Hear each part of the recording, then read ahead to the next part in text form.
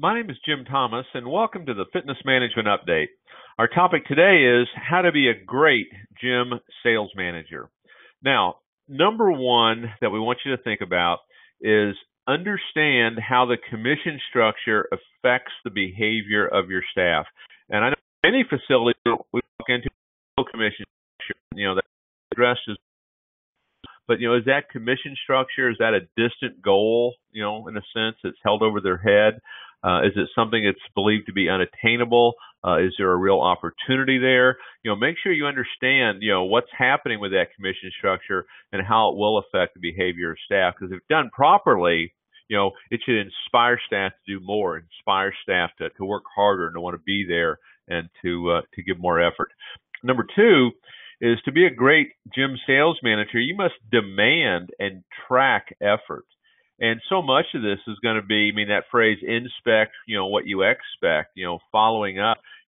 When you give a meeting, make sure you're following up on that meeting. Don't just give the meeting and then it's up to somebody else to go do it. Make sure you're on it. Demand this performance, but track the effort. Make sure that it's being done. Number three, you have to be training your staff. And not only should you have weekly sales meetings, but you should have some daily activity that involves training at some level. The truth is on this, you're going to either get better or you're going to get worse. You've got to train. This is really no different than a person coming in and using your equipment to exercise with. If they do it on a regular basis, they get pretty good results. If they do it once a month, they're going to get sore. Same thing here, okay? Make sure you have some challenging goals. And again, these should not be goals that are, kind of held over someone's head. They're so far out there they can't do them, and they shouldn't be so easy that it's nothing. Make sure they're challenging. Give them something they can reach for, but then put together a plan to help them do it. And one of the things you want to remember when you set these goals, don't ever find yourself lowering the goal just so you can hit it. What you want to do is increase that action level to help you hit it. I'd much rather see you do 70, 80, 90% of a very challenging goal than reach 100% of some mediocre goal. Listen to your salespeople. They may have some frustrations, some warranted, some not. I'm not saying you want to enable them. I'm not saying that you turn over the keys, so to speak, but listen to them. You may learn some things, that can help you in this process. I used to use this a lot as a salesperson first starting out, is I would ask members, why they joined and back from, joining and, things of this nature. Because I want to learn, how these folks were thinking. You want to do the same thing with your salespeople, learn, what are their frustrations? What do they like? What do they dislike, about how that situation is set up? And if it makes some sense, see if you can make some adjustments to accommodate some of that.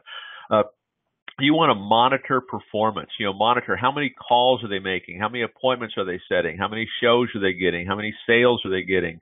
How many new leads are they bringing in? Monitor performance at all levels. Now, this next one's a big one. You want to track the steps that lead up to the membership sale. One of the things that I see with a lot of clubs that are using technology, and certainly you want to do that, use it, but a lot of times this technology is giving you the end result of what's happening. And the end result, that's fine. We certainly want to know that, but that's going to be the effect of other things that you've done. Make sure you're tracking the steps that lead to this. If you're looking at a guest register, the age of the guest, the source of the guest, where they live, what the objections were, what are all these things that are happening in there? Make sure you're aware of it and you're training off of that. Now, along with that, you can't improve if you don't track. Make sure you're tracking your numbers. Too many clubs we go into, they say, well, Jim, I know it. I know it in my head. I know what it is. I've not met a club yet that truly knew that. They'll say what they think it is. When you go in there and start digging through it, it's not near as good as what they think it is. Find out what motivates your staff. Find out what's important to them. But certainly at the onset, I can tell you, being respected, feeling valued, having their voice heard, learning, education. These are things that are going to be valuable and motivational to most people. But find out what motivates your staff and then act accordingly. Develop a plan of action. Make sure you've got a monthly plan of action, a weekly plan. Weekend managers should have that weekend plan of action. Make sure there's a true plan in place. By doing this, it's going to give you a sense of being in control of this whole process. And plus, you want to have in there, if you're following the plan of action we put out, you're going to have a plan B in there. So if you do get some roadblocks and setbacks, you can adjust accordingly. And then finally, we talked about it earlier, make sure you're having weekly sales meetings. Make sure you're meeting once a week. With all of these things we're talking about, it will never be important to your staff until it's first important to you. By having those weekly meetings, by having those daily meetings, you're saying this important. Make sure you're following up on that as well. My name is Jim Thomas, and this has been the Fitness Management Update.